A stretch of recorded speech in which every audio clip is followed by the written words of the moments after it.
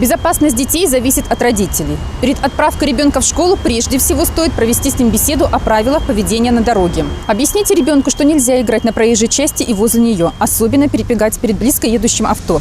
Дорогу нужно переходить только на зеленый свет и в положенных местах. Немаловажным является и наличие световозвращающих элементов на одежде ребенка. Осенняя грязь, дождь, гололед или сумерки мешают обзору водителя. А с фликерами он увидит ребенка на расстоянии до 200 метров, что позволит ему вовремя среагировать и предотвратить ДТП.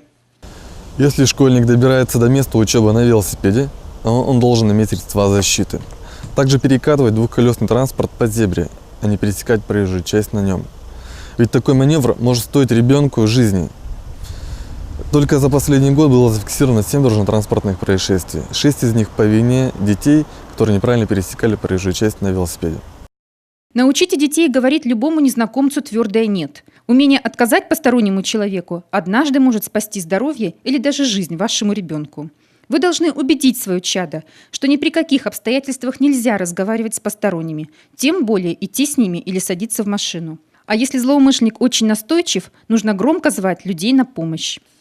Обязательно купите своему ребенку недорогой мобильный телефон.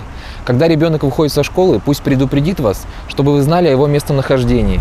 Периодически звоните ребенку на телефон для того, чтобы знали, все ли у него в порядке. Но лучше всего встречайте своего ребенка со школы, особенно когда он посещает секции либо кружки и возвращается домой в вечернее время. После летних каникул дети очень рассеяны, поэтому в начале учебного года они становятся жертвами краж телефонов и других ценных вещей. Забытый на парте, либо в кармане куртки в раздевалке сотовый становится легкой добычей нечистых на руку учеников школы. Не стоит носить гаджеты в открытых карманах брюк и курток или в открытых сумках. Также объясните вашему чаду, что не следует без лишней необходимости щеголять дорогим телефоном даже перед друзьями в школе, а тем более перед незнакомцами на улице. Прежде всего, безопасность детей находится в руках взрослых. Повторите с детьми основные правила дорожного движения и постройте безопасный маршрут. Объясните, что нельзя общаться с незнакомцами на улице, а тем более уходить с ними.